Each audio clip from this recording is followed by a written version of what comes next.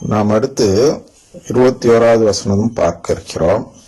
அதாவது ஊதாரி மைந்தன் உவமையில் லூக்கா 15வது அதிகாரம் 11 முதல் பார்த்து வந்து கொண்டிருந்தோம்.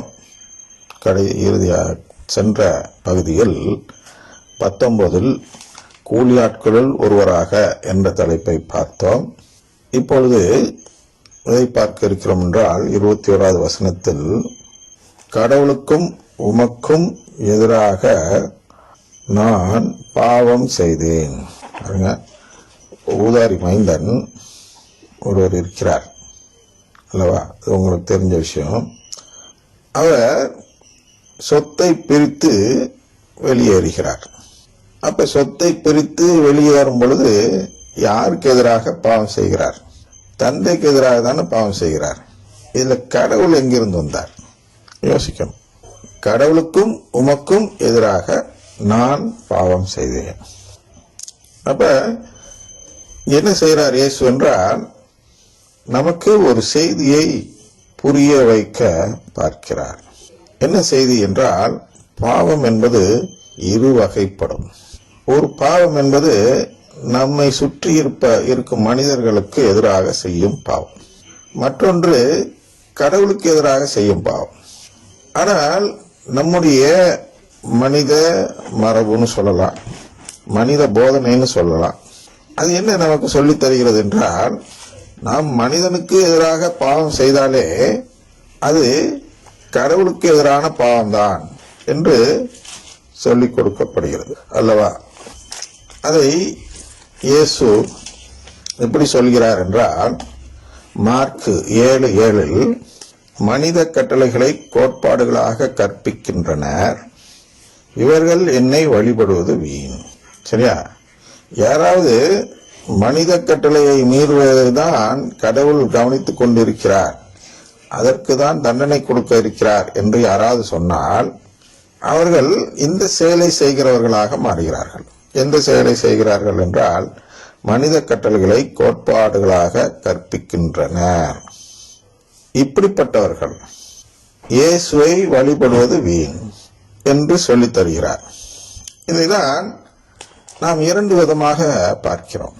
அதாவது சுருக்கமாக சொன்னால், சொத்தை பிரித்து கொண்டு போனது பாவம் என்று வளமை நற்செய்தியை சேர்ந்தவர்கள், அதாவது வளமை நற்செய்தி நம்புகிறவர்கள் பார்ப்பார்கள்.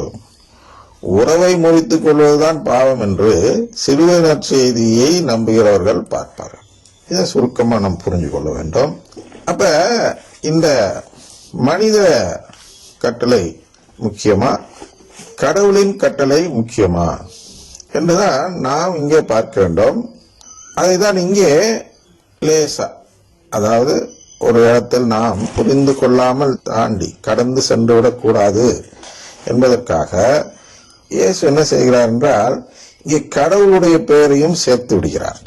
அதாவது இந்த உவமையே கடவுளோடு நாம் கொண்டிருக்கும் உறவை குறித்ததுதான் என்பதால் அவர் கடவுளின் பெயரையும் இங்கே சேர்த்து சொல்கிறார். ஏனென்றால் அதுதான் முக்கியம். கடவுளுக்கு எதிராக நாம் செய்யக்கூடிய பாவம் தான் முதன்மையானது, அதாவது முதன்மையான தப்பு அப்படின்னு வச்சுக்கலாம். முதன்மையான தப்பு, அதாவது பாவம்னா அதுக்கு பல அர்த்தம் கொடுத்துருக்குறாங்க. மற்ற மதத்தை சேர்ந்தவர்களும் சரி, மற்ற கிறிஸ்தவர்களும் சரி, அவர்கள் பாவத்திற்கு வேறு விளக்கங்கள் கொடுத்து வைத்திருப்பதால், இந்த தப்பு என்பது பாவமா, எது பாவம், துரோகம் என்பது பாவமா அப்படிங்கிறதுல நிறைய கேள்விகள் வருகிறது. அதில் அவங்கெல்லாம் பாவம் அப்படின்னா மனித கட்டளையை மீறும் இடங்கள் எல்லாம் பாவம். அதுல ஒரு மனித கட்டளை ஒன்று உள்ளே நுழைந்து மதத்தில் கோட்பாடாக செயல்பட்டு கொண்டிருக்கிறது. அது என்னது? மனித கட்டளை உள்ளே நுழைந்து மதத்தை இப்போ எப்படி பண்ண முடியும்னா, அதுதான் அதில் ஒன்றுதான். என்ன என்றால், ஒன்று இரண்டு கூட சொல்லலாம்.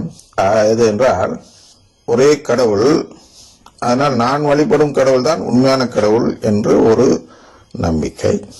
இரண்டாவது என்னன்னா, கடவுளுக்கு உருவ வழிபாடு பிடிக்காது. இது ரெண்டுமே மனித கட்டளைகள் கோட்பாடுகள் ஆக்கப்பட்டு உள்ளே திணிக்கப்பட்ட விஷயங்கள். மோயிசன் கட்டளையில் மோயிசன் ஒரு கட்டளை கொண்டு வருகிறார் கடவுளிடம் இருந்து. அதில் என்ன சொல்லப்படுகிறது என்றால், நான் தான் ஒரே கடவுள், என்னை தவிர வேற கடவுள் உனக்கு இல்லை அப்படிங்கிற கருத்து சொல்லப்படுகிறது. அதுடைய பொருளை பார்க்க வேண்டும். அடுத்தது சிலை வழிபாடு, எனக்கு நீ உருவங்கள் செய்யக்கூடாது என்று சொல்லப்படுகிறது.